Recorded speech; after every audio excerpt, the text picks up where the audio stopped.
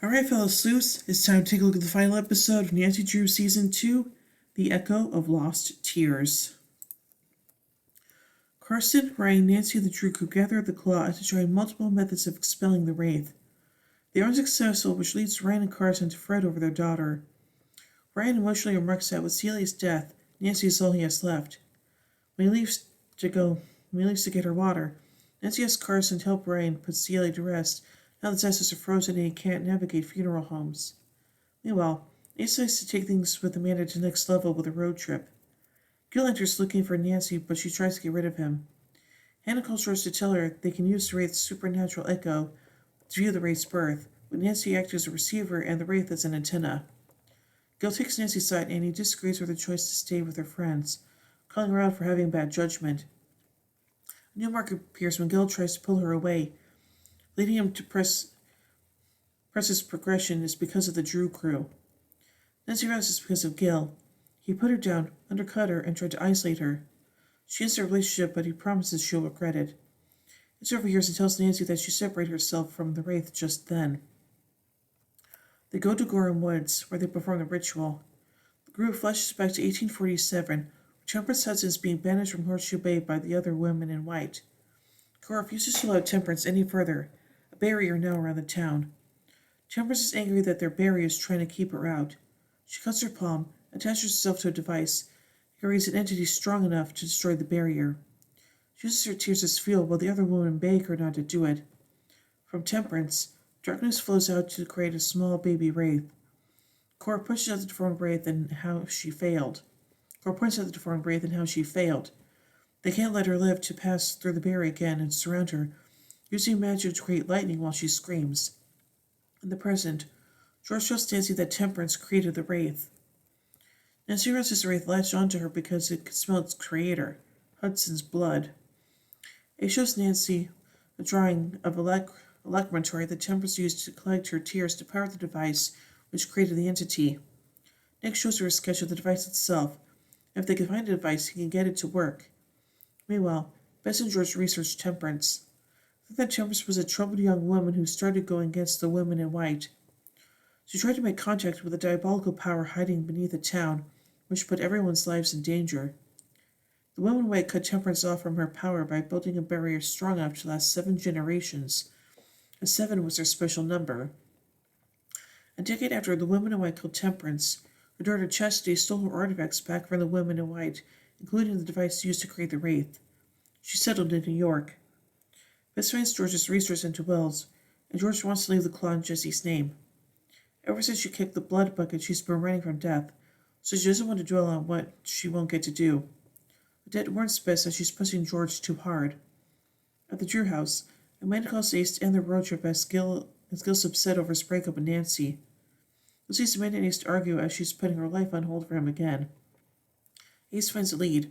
Star Commandos run by Myrtle Hudson, which belonged to her great-great-aunt Charity.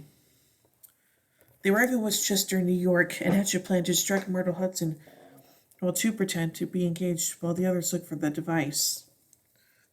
Odette comes to her to fake an engagement with Bess. Odette, Bess, and Nancy enter the home where the fiancés go on a tour when Nancy lets the boys inside. Myrtle tries to woo over the couple with her planning skills, which include zebras. Bess shrieks over zebras to distract Myrtle from the boys passing the window. Meanwhile, Ryan moves caskets to make room for Celia's, with Carson putting the fees on his card for now. Ryan inquires if there's a document he can sign that would relinquish his rights to Carson, so he won't be in trouble if Everett comes after him. Ryan learns that while there is such a document, it will mean that he has no legal meaning to Nancy. At Stormwalker Manor, Ace and Nick find the device while Bess and Odette continue distracting Myrtle with an argument of their relationship not being realistic. A crash pulls Myrtle into the living room where she catches Ace, Nick, and Nancy trying to smuggle out the device. Myrtle tries to call the police until Nancy outs herself as Hudson, Ryan's daughter, though Myrtle hasn't heard of her before. Nancy reveals that she was a secret until now, but she needs it to stay that way. Nancy makes an emotional plea for the device so she can destroy the Wraith created by their ancestor, Temperance Hudson. Myrtle allows them to borrow it on the property. They prepare for the ritual, which they have to do in reverse from how Temperance does it. The wraith will then retreat like a cockroach, allowing them to kill it. Ace holds her hand while the Drew crew supports her. The device works but drains a significant amount of Nancy's blood, so with the addition of the rest of her tears, the wraith expels, and she is rendered unconscious. She wakes on the sand inside her mind and is greeted by a version of herself that is dark and menacing. This Nancy tries to choke her. Nancy knows this manifestation isn't the wraith, but the manifestation, whereas that Nancy can't get past her because she is her. George finds out the manifestation, and sees the defense Nancy's mind created. The manifestation reveals that on her back is a tentacle from the wraith, which leads through a door. When Nancy crosses the door, she ends up outside in the warehouse where she solved her first case. She is greeted by a younger version of herself, wants her to answer for what she's done to them. The door moves as the young girl does. She wants to know how Nancy became someone else who lies, cheats, and lets people get killed. Bess prepares to press her into figuring out why young Nancy is here, more importantly, and why she went into the warehouse. Nancy realizes that she always knew her parents were lying and wanted the truth from them. She passes through another door that leads to a grave. Above it is Nancy from the day of her mother's funeral. Grieving Nancy believes the loss of her mother damaged them beyond repair. Nick appears to tell Nancy she has to pull herself out. The wraith is buried underneath layers of trauma and sadness, though she was okay again. Nancy knows Nick played a part in that way, which is why it hurt her when he chose George. He assures her that he's still here for her. Nancy climbs her way out to pass through another door, which leads to the bluffs where she was born. Ace helps her realize that while she might not remember this, it still lives inside her. She's the only one who can find the crying baby Nancy. This is where it started, as she believes she was born broken. He tells her that isn't true, and she might have been born hurt, but the way to heal is to let that pain become love. She wants that to happen, and the baby appears in her arms. Ace tells her to kick the monster out of her house. She has him hold her, and he takes the baby. They share a moment before she follows the final door to a grungy basement. The wraith crawls out of a cave as the knife appears in Nancy's hand. She can see many of Nancy's of her past looking down from a balcony. The wraith connected itself to her traumas by feeding off her past selves. If she kills the wraith, she kills them too, and she can't destroy the pieces that made her who she is. She severs the connection to the wraith and traps it. She tries to bring the trauma with her by connecting the cords to herself. She's ready to face all the pain and trauma. Before Nancy's hug, as flowers bloom from the cave, and Nancy wakes up to see Ace. She says she's okay as the wraith is gone, but she's strong enough to hold the trauma now. Ace tells her she was always strong enough. At the Claw, Ace calls the Amanda to apologize for not being sympathetic. She knows Gil can come across wrong, but they're all they have. He has asked her to choose, but wants to be a priority. George thanks Odette for stepping it up for her. Odette admits she's fond of George, but he's becoming a helicopter ghost.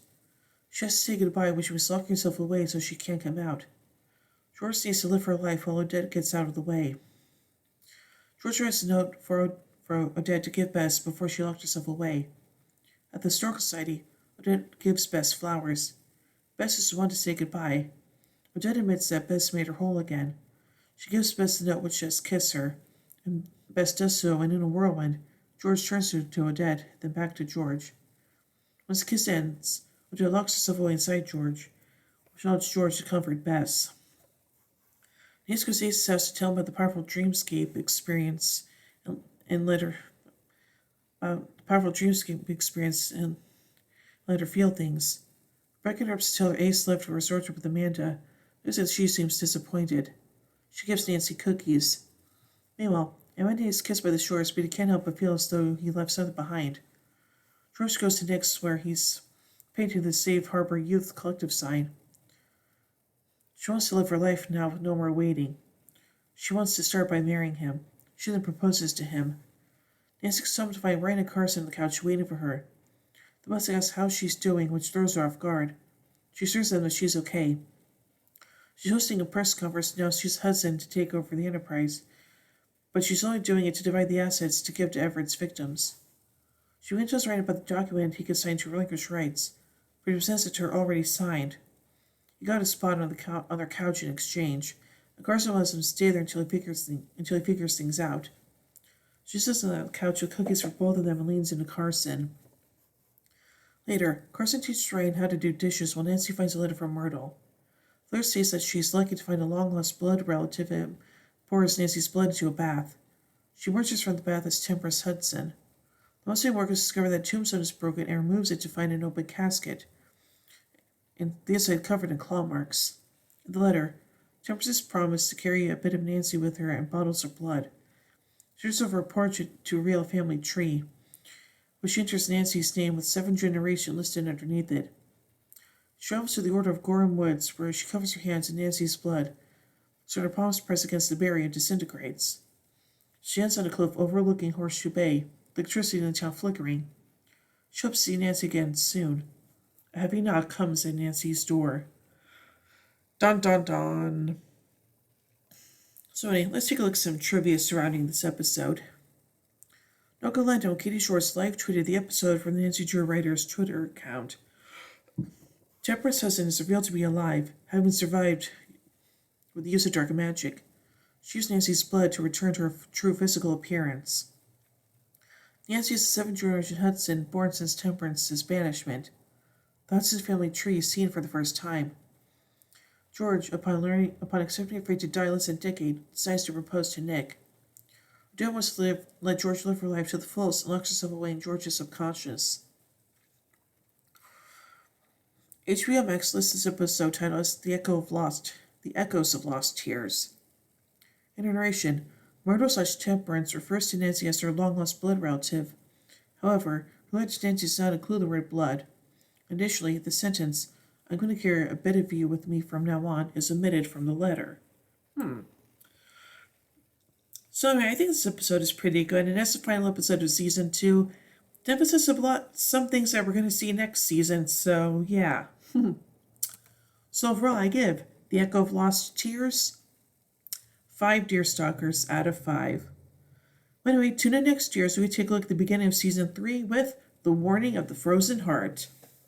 Well, I hope you guys enjoyed this review of Nancy Drew season 2. I know I sure did. Anyway, tune in next month as we're doing something a little bit different, as we're going to be taking a look at all the Sentai shows that got adapted to Power Rangers with the new series I'm calling Super Sentai Spring. And we're going to begin that with Kyoryo Sentai Zyuranger, or Dinosaur Squadron Zyuranger. So take a look for that next month. So yeah. Anyway, so until next year, remember everyone, the game's afoot.